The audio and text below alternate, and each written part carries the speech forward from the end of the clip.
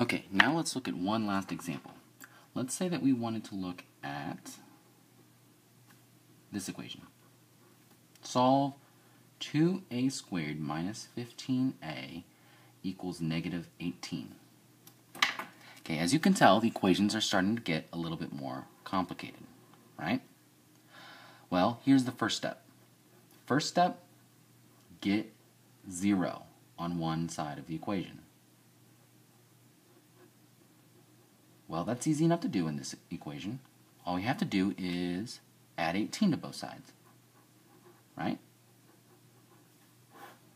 So that means that 2a squared minus 15a plus 18 equals 0. Good. Now, the second step is to factor it. Let's see. Oh, man, I can't use the shortcut here because there's a 2 out front, not an invisible 1. So that means that we're going to have to factor this using the long way. Multiply 2 times 18 to get positive 36. Now, let's make all the factor pairs of positive 36. Let's see, 1 and positive 36, negative 1 and negative 36, 2 and 18, negative 2 and negative 18. What about 3? Let's see, I don't know what number is paired with 3. Let's see, 36 divided by 3, 12. 3 and 12 work. That means that negative 3 and negative 12 work. And, oh, I'm done. I found my magic pair. Negative 3 plus a negative 12 equals negative 15, which is the middle number. All right, I found my magic pair. Now, if we could use the shortcut, we would be done in the next step. But we can't use a shortcut, so we have to do it like this.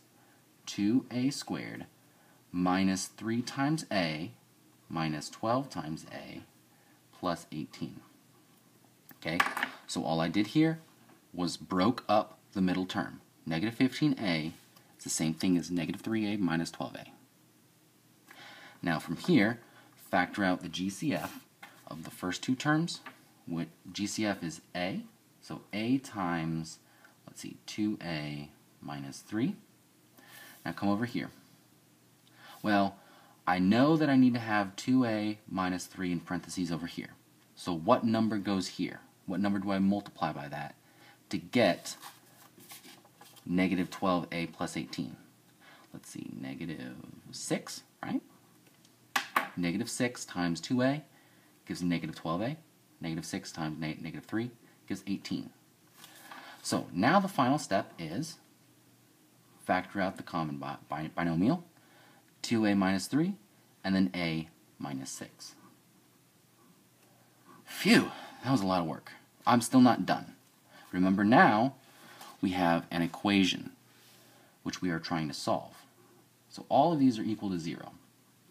But I'm done with this second step here, factor.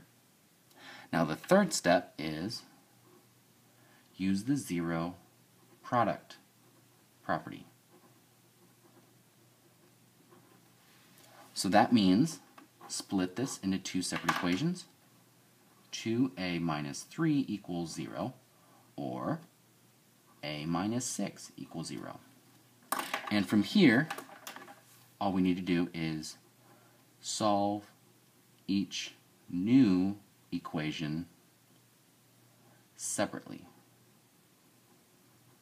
I hope that you are taking down all of these notes up here, because this is your recipe for solving quadratic equations like this. So here we add 3 to both sides.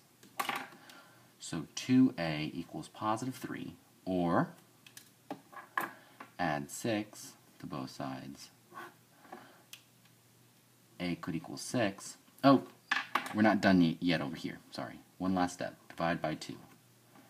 So a could be 3 over 2, which is the same thing as 1.5, or a could be 6. So that is our final answer. A equals 6 or a equals 1.5. That was a lot of work, right?